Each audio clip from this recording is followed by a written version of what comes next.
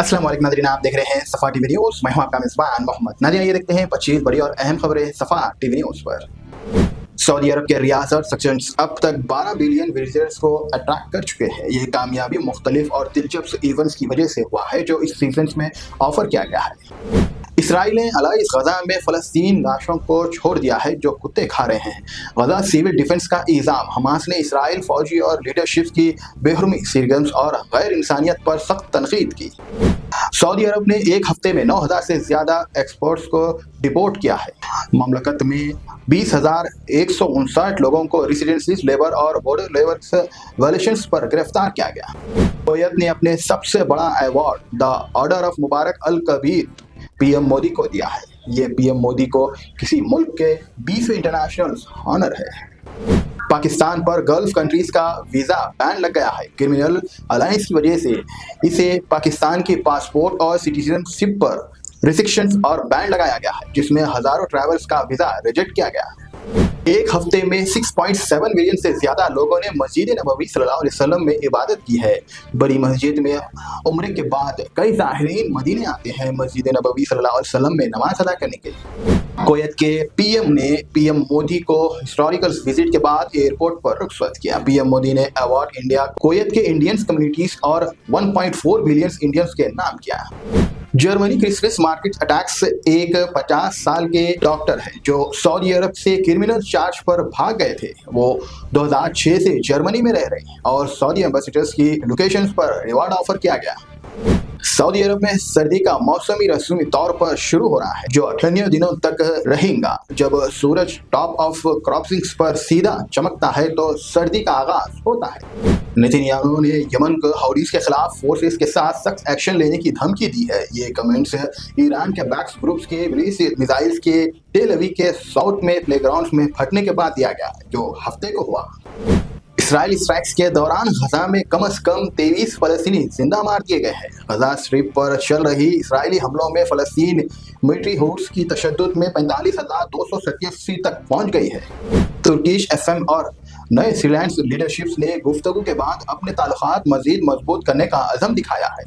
फिदा ने कहा कि कुछ खलीज सूरिया में लोकल प्रॉक्स को इस्तेमाल करते हैं और वो उम्मीद करते हैं कि नए हालात के हवाले से यूएस की पॉलिसी में तब्दीली आएंगी। 3 साल बाद सऊदी अरब ने अफगानिस्तान एम्बेसीज में एक्टिविटीज दोबारा शुरू कर दी है। ये कदम सऊदी हुकूमत की तरफ से अफगान अवाम को तमाम खिदमात फराहम करने की ख्वाहिश का नतीजा है। दुबई में 12 घंटे की मेगा सेल्स शुरू होने जा रही है जिसमें 19% तक का डिस्काउंट मिलेगा। जो सोशल मीडिया पर यह खबर चर्चा कर रही है, जहां पर शॉपिंग दरम 300 से या उससे ज्यादा खर्च करेंगे तो उन्हें फौरन इनाम मिल सकता है। एयर इंडिया की एक्सप्रेस की सूरत बैंकॉक इनॉग्रल फ्लाइट्स पर शराब की बेचैनी से बिक्री हुई है। एलन मस्क की एक्स पर प्रीमियम प्लस सब्सक्रिप्शंस के प्राइस इंडिया और दुनिया भर में 35 गुना तक बढ़ा दिया गया है। इंडिया में बेसिस रॉयल सब्सक्रिप्शंस का रेट 243 पर, जबकि प्रीमियम का प्राइस है 650 रुपीज।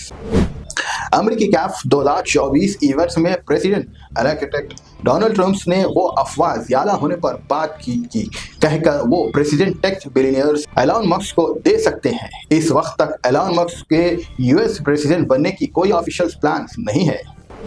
डोनाल्ड ट्रंप ने ट्रांसजेंडर्स एजेंसीज को खत्म करने और उनके पॉलिसीज को मिटा देने का वादा किया है। उन्होंने इस पॉलिसीज को अपने मुल्क के लिए नुकसानदेह करार दिया और गलत करार दिया।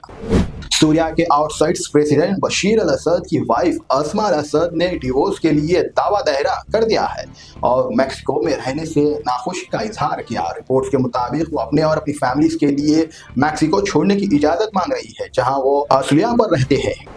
दिल्ली की हवा की क्वालिटी सर्वर लेवल तक गिर गया है।